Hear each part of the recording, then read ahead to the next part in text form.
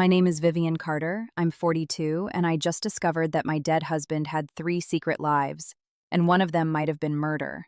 Stop what you're doing right now because in the next 60 seconds, I'm about to reveal how a forbidden garage key led me to discover my sister was pregnant with my husband's baby, a second family I never knew existed, and evidence that could destroy 3 people's lives forever. Here's the insane part. My husband knew he was dying and left me a sapphire necklace that wasn't just jewelry. It was the key to a vault containing proof of international money laundering, blackmail, and possibly murder. But wait, there's more. The woman my husband was secretly engaged to? She died in a car accident right after she booked a one-way flight to escape. My sister knew about the pregnancy. The timing was too perfect. And now people are calling me, threatening me because they think I have something that could expose a criminal empire worth millions. I thought I was just a widow. Turns out I'm sitting on enough evidence to either make me rich or get me killed. The craziest part? I haven't even told you about the offshore accounts yet. Trust me, you need to hear this entire story because by the end, you'll never look at marriage the same way again. Buckle up. They said it was a heart attack. I remember the doctor's face, as he said it kind, rehearsed, detached. Massive myocardial infarction, he said. He went quickly.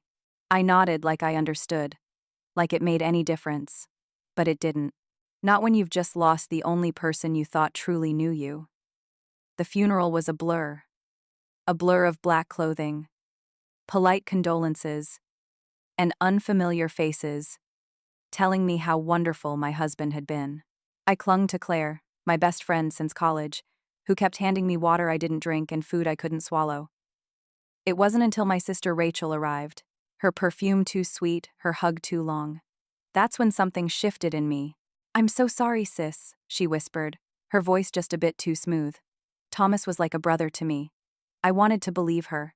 I really did, but something in the way she looked at me, it wasn't grief. Later that evening, as she poured herself a drink in my kitchen, she said, "Hey, I know it's not the time, but Thomas loaned me money. I was hoping to get that settled now that you're taken care of." I stared at her. "What money?" I asked. She blinked, then smiled like I was being silly. "Oh, I guess he never told you." Something inside me twisted. That night, I couldn't sleep. I kept walking through our house, touching the furniture like it could tell me something, the bookshelves, the polished floors, the framed wedding photo that suddenly felt like it belonged to strangers. That's when I saw them. Thomas's keys still sitting on the hallway table. I picked them up and there it was. The key I was never allowed to use. The one shaped differently than the others. The key to his garage. I had asked about it once years ago. "There's nothing interesting in there," he said, smiling. "Just tools. Grease. You wouldn't like it. I didn't press. I never pressed. That was our marriage. Easy, comfortable, and full of quiet spaces I wasn't supposed to enter. But now I had nothing to lose." The next morning, I drove out to the garage. It was in the old industrial district behind a row of crumbling buildings with rusted roofs and weeds curling through cracked asphalt. Not exactly the kind of place you'd expect a man like Thomas to keep anything. But he came here once a week, every Thursday. Like clockwork, I never questioned it. The metal door was heavier than I expected. The key turned with a reluctant groan. And for a moment I stood there, afraid of what I might find on the other side. It smelled like dust and oil. I reached for the light switch, and then I froze. It wasn't a garage. It wasn't tools or boxes or car parts.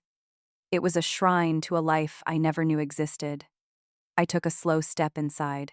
The fluorescent lights flickered to life overhead, casting a pale glow over the strangest room I had ever seen. The walls were completely covered in photographs, news clippings, hand-drawn charts, and travel maps. On one wall, dozens of printed photos were pinned in neat rows, like some sort of obsessive collage, and every single one of them had Thomas in it. But not the Thomas I first knew. In these pictures, he wasn't wearing his usual tailored suits or polished demeanor. He looked different. Relaxed. Worn jeans. Casual shirts, messy hair. His face was softer, his posture less guarded. And in almost every photo, he was standing beside a woman. The same woman. She was beautiful, younger than me by at least 10 years, with dark hair and sharp, intelligent eyes. They were close, too close. Her hand on his arm, his face turned toward her with a smile I hadn't seen in years. In one photo, they were at the beach, another in a ski lodge, then one at a candlelit dinner. There were timestamps handwritten on the back of some of them 7 years ago. 5, 3, one from just a few months ago, August 2024. That one stopped me cold because on that day I was at home cooking his favorite meal, waiting for him to return from a client meeting. And now I was looking at a photograph of him sitting beside this woman and a man in his early 30s. The three of them were smiling like a family. There was a name scribbled faintly on the back in Thomas's handwriting. Isabel and Logan. August 2024. My knees buckled. I reached for the metal desk in the center of the room to steady myself. That's when I saw the papers. Files stacked high. Bank transfers, corporate records, letters from overseas firms, tax documents that didn't match anything I knew about his business. And in one folder, a medical report. My eyes scanned the header. Crescent Heart Institute. It was dated less than 2 months ago. I found Thomas's full name printed at the top, followed by a diagnosis I could barely pronounce. Ischemic heart disease. Stage 3. Risk of cardiac arrest. He knew. He knew he was dying. He knew. And instead of talking to me, instead of preparing me, instead of even hinting at the truth, he spent his last days building some secret world with another woman, another life, another child, because that's what the young man in the photo had to be, their son. My stomach turned. 15 years. 15 years I stood by him. And now the man I buried wasn't my husband. Not really. He was a stranger. A stranger who had looked me in the eye the night before he died, handed me a velvet box with a sapphire necklace inside, kissed my cheek and told me, "You're the only one for me." I staggered back toward the door. I couldn't breathe. My chest felt tight, my mind spinning. What was I supposed to do with this? Who even was I now? A widow? Yes. But of whom? That's when I heard it. Footsteps. Soft, hesitant, like someone didn't want to be heard. I turned around fast. Heart slamming against my ribs, and standing in the open doorway was the young man from the photo. Same dark hair, same sharp jawline, same intense, unreadable eyes. His voice was calm when he spoke, but my pulse pounded in my ears too loudly to really absorb the words at first. "Vivian Carter?" he asked. I didn't answer. "I thought you might come here." "I'm Logan Myers," he said, stepping inside slowly. "Thomas Carter was my father." And just like that, the floor disappeared beneath me. I don't remember what I said first. Maybe nothing. Maybe I just stood there, gripping the edge of the desk like it was the only solid thing left in the world. Logan stepped forward, calm but cautious, like he knew this was fragile territory.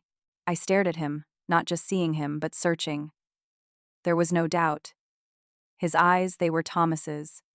Same intense gaze. Same silence that said more than words ever could. "You're really his son," I finally managed to whisper. "Yes," Logan replied without hesitation. "And I'm sorry. I never wanted you to find out like this." "How long did you know about me?" I asked, my voice barely above a breath. "My whole life," he said with no trace of apology. He didn't tell me much. Only that he was married. That you didn't know about me. He kept us very separate. My mother, Isabel, respected that. She never wanted to interfere. But after she passed away last year, things changed. Passed away. So now she was gone too. Just like Thomas. I sat down in the dusty chair near the desk. My legs couldn't hold me up anymore. "Why are you here?" I asked. Why today? Logan reached into his backpack and pulled out a folded document, yellowed at the edges. He held it out, and I hesitated before taking it.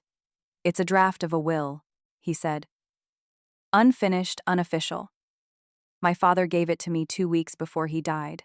He said the official one would go to you, but this was just in case. I unfolded the paper, and there it was. Thomas's handwriting, steady and familiar, looping across the page like it always had on birthday cards and dinner notes. It wasn't notarized, just scribbled lines dividing assets. Mention of Logan, a reference to a company I'd never heard of, Mercury South Holdings, and one more thing. Access to remaining documents secured in office vault. Code linked to personal item gifted to V. I froze.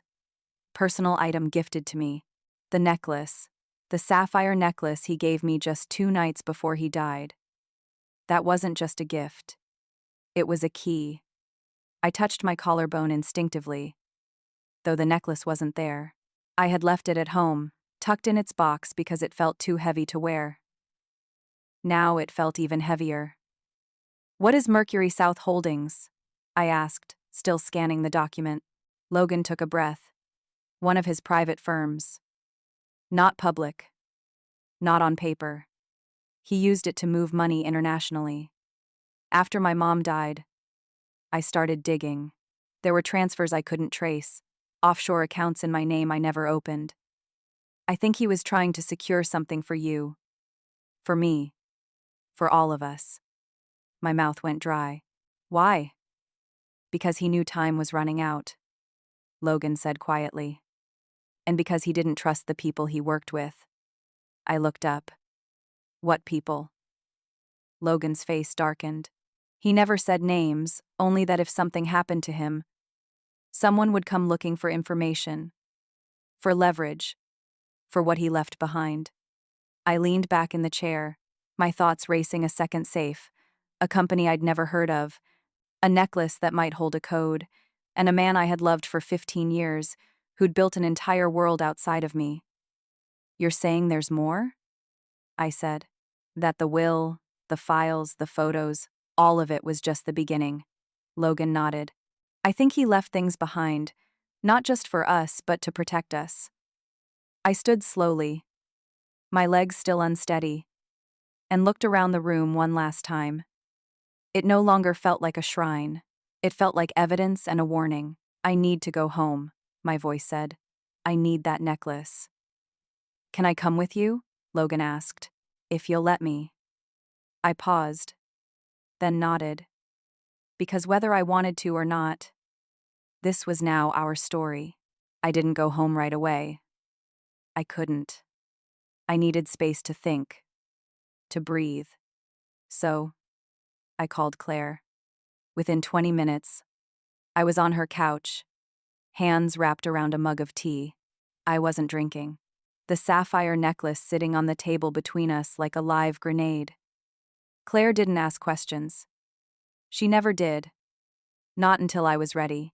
And when I finally told her everything about the garage, the photos, Logan, the will, she didn't say, I told you so. She just whispered, I'm so sorry, and reached for my hand. But I wasn't ready to cry. I wasn't ready to collapse. I needed answers. I needed someone to blame. So I drove to Rachel's condo.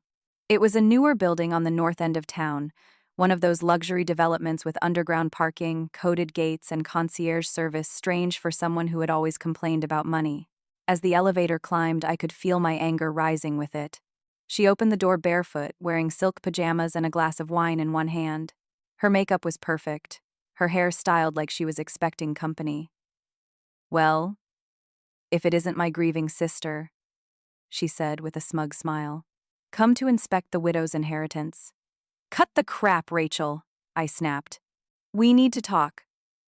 I pushed past her into the living room, where a framed photograph caught my eye. It was her and Thomas, laughing, toasting champagne. The date stamped in the corner made my stomach flip. 5 years ago. What the hell is this? I demanded, pointing at the frame. Rachel sauntered over, taking a long sip of her wine. Oh, that's a company holiday party. You were too tired to come, remember? Thomas insisted I join him. She said it like it was nothing, like sharing champagne with my husband while I stayed home folding laundry was completely normal. We always got along so well, she added casually. I turned to face her fully. How well exactly? Her smirk faltered. I know about Isabel, I said. I know about Logan, about the garage, the fake company, the will. I know everything. So, if there's more, tell me now. Rachel's eyes narrowed. She walked over to her liquor cart, refilled her glass, and said softly, Fine. You want the truth? She set the glass down and placed a hand on her stomach. I'm pregnant, she said. And it's Thomas's. I didn't move. I didn't speak. My brain just shut down. 10 weeks, she continued. I found out a week before he died. He knew. He said he'd take care of everything. He even told me he would leave Isabel soon. I froze. You were still seeing him after Isabel died? Rachel gave a small shrug. She was never supposed to be permanent. I was always the one who stayed. I felt like I was floating outside my body. The walls, the furniture, the sound of the refrigerator humming, all of it faded into background noise. You slept with my husband, I whispered. Rachel shrugged. Don't act so surprised. You had your perfect little life. Your perfect house.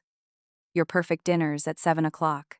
Meanwhile, I was struggling to pay rent, working dead-end jobs, listening to Mom compare us like I was some failed version of you. Then Thomas started showing up, offering help, listening. She looked up at me, eyes suddenly sharp. You were his routine. I was his escape. The slap came before I realized I'd raised my hand. Rachel's head snapped to the side. Her wine glass shattered on the floor. She didn't cry. She didn't yell. She just smiled. Now there's the real Vivian, she said. Not the prim, perfect wife, the woman who just found out she's been living a lie. I turned away, breathing hard, hands trembling. Why didn't you tell me? I asked, quieter now. Because you never would have believed me, she said. You always thought I was jealous. And maybe I was. But this wasn't about you. This was about me finally getting something for myself. I shook my head. You didn't just take something. You stole everything. She walked closer, her expression suddenly unreadable. Say what you want, but that baby growing inside me, he or she is your family. Whether you like it or not. My throat tightened. I wanted to scream, to break things, to rewind time. But instead I said, I'll honor what Thomas left in his will. Not for you, for the baby. Because they didn't ask for this mess. Rachel blinked. Her voice softened for the first time. You mean that? I don't know what I mean, I whispered, but I know this. I need to leave. I walked toward the door, ignoring the glass crunching under my shoes. My fingers trembled as I grabbed the handle, ignoring what Thomas did. I didn't answer because I wasn't sure anymore. I didn't go home that night. I couldn't bear to step into that house with its carefully arranged dinnerware and untouched bed. Instead, I returned to Claire's, clutching the sapphire necklace in my fist like it might burn a hole through my skin. She didn't ask where I'd been. She just opened the door, looked at my face, and said, You need sleep. But I couldn't sleep, not when every room in my mind was crashing inward. The next morning, Logan picked me up in his car. Claire came too, she insisted. You're not going into your husband's secret vault without backup, she said, tossing her coat over her shoulder. Thomas's office was in a high-rise downtown. He'd always called it just a satellite space when I asked somewhere to take private meetings, he'd said. I never once set foot inside. But Logan had a key card. I'm listed as a co-owner, he said, scanning us through security. The receptionist barely glanced up. Thomas had built a life so compartmentalized it never needed explaining. The elevator ride felt like years. At the 14th floor, Logan led us to a glass-walled office with cold, modern furniture and no trace of warmth. Not a single photo of me, no framed memories, just sleek surfaces, gray walls, and a subtle scent of cologne I hadn't smelled before. There, Logan pointed to a large abstract painting mounted behind the desk. The safes are behind that. I reached into my bag and pulled out the necklace. My fingers found the small clasp. I twisted it counterclockwise. Click. A hidden compartment popped open on the back of the sapphire pendant. Inside was a thin metal plate no larger than a SIM card. Numbers were engraved along the edge. Logan took it carefully and slid it into the keypad on the safe. A low beep, then a whir. The door opened. Inside were stacks of documents, a sleek black flash drive, a small wooden box, and a single silver key attached to a tag that read, Bank Safe Deposit Federal Trust. Logan pulled out the documents. Contracts, transfers, financial statements. Some of these names, they're international banks. He wasn't just hiding money, he was moving it offshore, fast. I picked up the flash drive but didn't plug it in. Not yet. Then I opened the small wooden box. It was a ring, a simple gold band with a small diamond. My breath caught in my throat. It wasn't mine. Inside the band, an inscription. N, always. Not V. Not me. N for Isabel. Jesus. Claire whispered beside me. Logan looked away, jaw tight. He bought her a ring, I said. My voice barely audible. He was going to propose, or maybe he already had. I couldn't move, couldn't speak, couldn't cry because there, in the cold silence of my dead husband's office, I realized the truth I hadn't dared name. He loved her. He might have loved me too, in his own way. But her, she got the part of him that was real. The part that smiled in photographs. That vacationed. That laughed. And the rest was a performance. A polished husband with dinner at 7 o'clock, roses on Sundays, and a safe full of secrets. Then Logan handed me a letter folded neatly. My name on the front. I unfolded it with shaking hands. Vivian, if you're reading this, it means I'm gone. I'm sorry. I never had the courage to tell you the truth. To say out loud what I should have said years ago. I was selfish. I built 2 lives because I couldn't give up either. And in the end, it cost me everything. I loved you. I know that sounds empty now. Maybe it always was. But I did, in the only way I knew how. I wanted you to have peace, to be safe. That's why I left you the papers, the access, the truth. Use them how you see fit.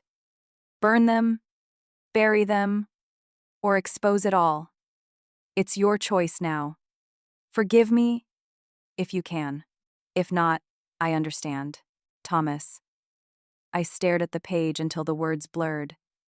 Then I passed it to Claire. She read it silently, then handed it to Logan. He didn't say anything. None of us did, because what was there to say? The man we'd all thought we knew had shattered like glass, and all we could do now was decide what to do with the shards. We left the office in silence. The kind of silence that doesn't come from peace, but from the absence of anything left to say. Claire drove. Logan sat beside me, and I stared out the window, watching Charleston blur into a palette of autumn gray. My dead husband had lived a life I never touched. Now we were holding the pieces of it in our hands, and we didn't know who else was watching. That night, as I tried to sleep on Claire's pull-out couch, my phone rang. Unknown number. Vivian Carter, a man's voice said. Yes, I answered, already on edge. This is Gordon Blake. I was a business associate of your husband's. My stomach dropped. I believe you have something that belongs to me. I don't know what you're talking about. Yes, you do, he said. Calm, still water. The documents from the safe. Some of them concern international transfers. Accounts I helped set up. I suggest we meet. I'm not meeting anyone. You will, he said, because the other people Thomas worked with, they're not as polite as I am. They don't ask. He hung up. I stared at the ceiling for a long time, heart racing. In the morning, I told Logan. His jaw clenched as he paced the room. He contacted me too, he said. But there's more. Last night someone else called. He handed me a slip of paper. Victor Crane. He claims he's the original source of the funds Thomas moved. He said, If we don't return everything by the end of the week, there will be consequences. I didn't ask what that meant. I didn't need to. Logan pulled out the silver key from the safe. We still have the deposit box, he said. Whatever's inside might help explain who really owns what. But do we really want to open another box? I asked, trying to keep my voice from cracking. What if all it does is make things worse? Claire sat beside me. Then at least you'll know. Not knowing is what's killing you. She was right. So we made a plan. First, the bank. Then, if things still didn't make sense, we'd find someone who could tell us the truth. Thomas had to have had a fallback, a contact, someone who knew what the hell he was involved in. That's when Logan said, "There's a name my mother mentioned once. Edward Holloway. Dad's old college friend. She said he was the only one who ever told Thomas the truth, even when he didn't want to hear it. Do you know where he is?" "I think so," Logan said. Mom had his address in Savannah. She kept it in a box of emergency contacts. So, we drove a 2-hour trip in silence. Rain trailing down the windshield like streaks of memory. Savannah greeted us with oak trees and damp air, and the kind of stillness that only old towns seem to carry. Edward lived in a tall brick house covered in ivy. Like something pulled from a forgotten novel, he opened the door slowly. "You're Vivian?" he said without hesitation. "And you must be Logan. You knew we'd come?" I asked. He nodded. Thomas said, "If it all comes apart, they'll find you." He stepped back. "Come in." Inside, his house smelled like paper and pipe smoke. Bookshelves lined the walls. A piano sat in the corner, untouched but polished. He motioned for us to sit, then disappeared into another room and returned with a sealed envelope. "He left this with me," Edward said. "It was only to be opened if both of you showed up together." I looked at Logan. He nodded. I opened the envelope. Inside was a short, handwritten letter and a second will. This one was different. It named the child Rachel was carrying. It assigned 25% of Thomas's private savings offshore, unspecified, to the child once they turned 21. I felt the blood drain from my face. He planned for everything. Even this. And with that, I realized we were standing at the center of a storm Thomas had built brick by brick, and now it was on us to survive it. I stared at the will again. At the name. Unborn child of Rachel Carter. 25% to be held in trust until age 21. It wasn't the money that stunned me. It was the precision. Thomas had planned this, all of it. Even after death, he was still 3 steps ahead. "Why would he name the baby, but not Rachel?" I asked Edward. "Because he trusted the child," Edward said gently. "Not the mother." Logan shifted in his seat. "This changes everything. It means Rachel can't touch that money. Not legally." I looked down at the second will again. "And if she tries?" Edward nodded toward the flash drive. "Then you use that." From what Thomas told me, it contains detailed records of every transfer, every partner, every crime they committed to build this thing. If they push you, you push back. Claire exhaled beside me. "You have leverage." For the first time since Thomas died, I didn't feel small. I didn't feel like the woman who'd been lied to, cheated on, and left with broken pieces. I felt like the only one left holding the blueprint. And that was power. Logan leaned forward.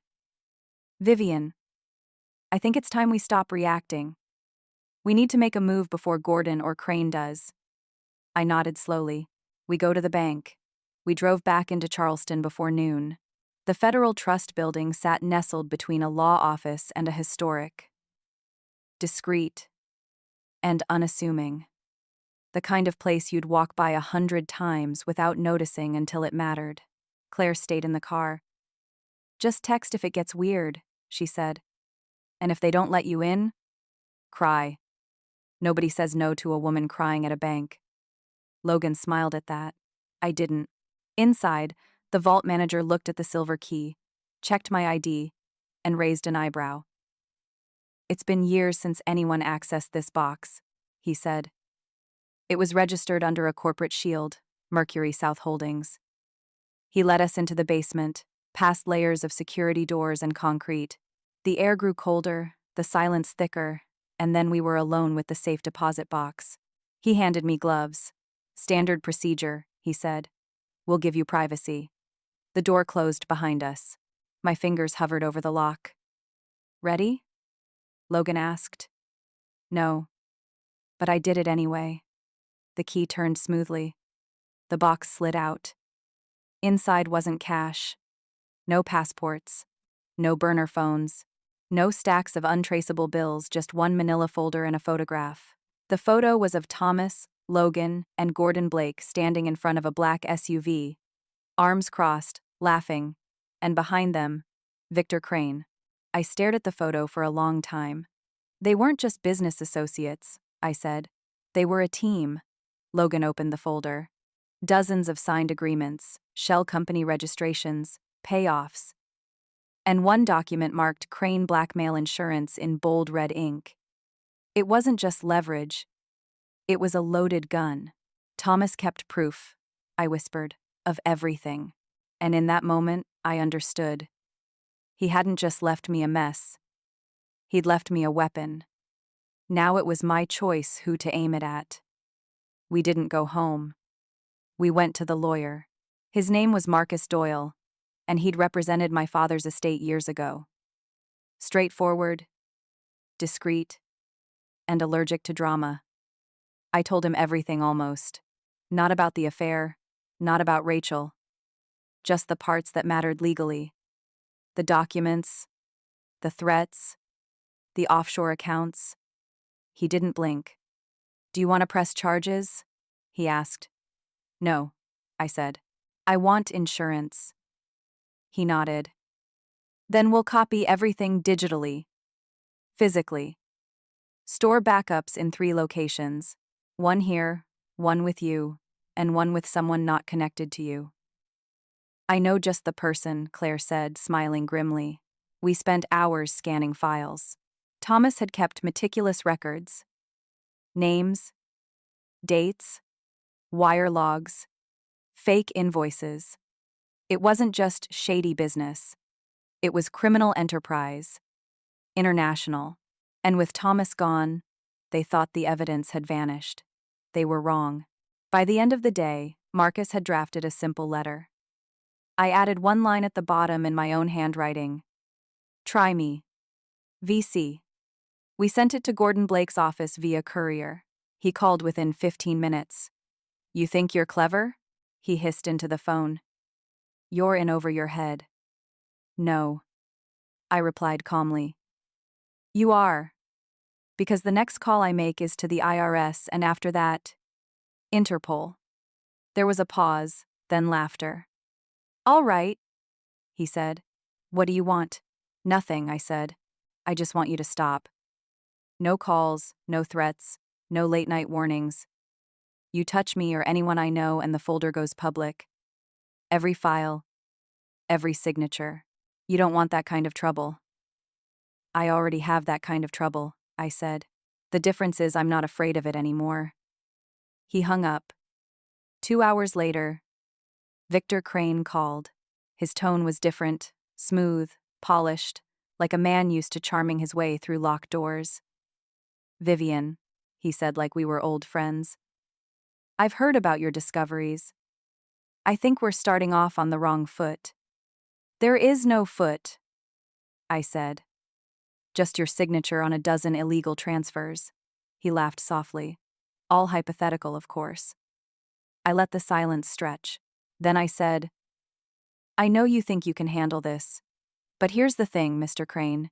I have no reputation to lose, no company to protect. I have nothing left of the life I knew, and that makes me very, very dangerous." That shut him up. I ended the call. Logan and I sat on Claire's porch that night, the flash drive in his pocket, a copy of the folder buried in the planter box behind us. Paranoid, maybe.